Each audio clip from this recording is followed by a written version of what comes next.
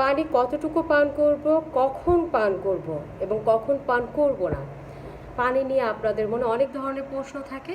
সাথে আছি আমি পুষ্টিবিদ নিশাত রহমান রুনা। এই সকল কোশ্চেনের সমাধান করার চেষ্টা করব ইনশাল্লাহ।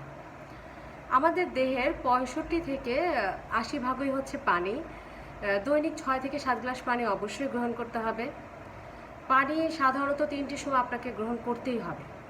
প্রথমত হচ্ছে সকালে খালি পেটে 2 গ্লাস কুসুম গরম পানি গ্রহণ করলে আপনার অভ্যন্তরীণ অঙ্গ প্রত্যঙ্গ সচল হবে।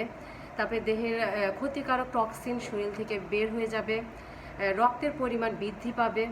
মস্তিষ্কের 75% হচ্ছে পানি, তাই যখন আপনি পানি গ্রহণ করবেন মস্তিষ্কের কার্যক্ষমতা বৃদ্ধি পাবে এবং কোষ পুনর্গঠন হবে। এছাড়া মেয়েদের মাসিকের সমস্যা, মাসিকের দেখবেন যে ব্যথা, তারপর হচ্ছে পাকস্থলীর ব্যথা, এই সমস্ত ব্যথা দূর করতে পানি খুবই কার্যকরী ভূমিকা পালন করে। দ্বিতীয়ত হচ্ছে প্রতিবেলায় খাবার পূর্বে আপনাকে অবশ্যই 1 গ্লাস পানি গ্রহণ করতে হবে।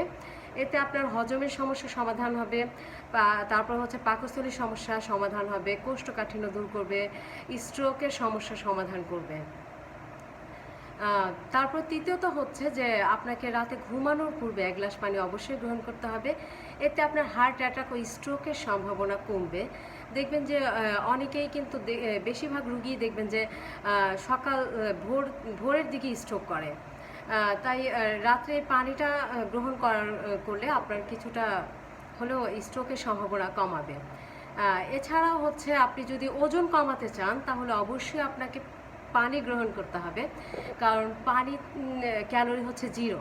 তাই আপনি পানি গ্রহণ করলে আপনার ওজন বাড়ার সম্ভাবনা নেই। এছাড়া যখন খাবার পূর্বে আপনি পানি গ্রহণ করবেন আপনার পাকস্থলী কিছুটা হলেও পরিপূর্ণ থাকবে, তাই খাবারও আপনি কম গ্রহণ করবেন।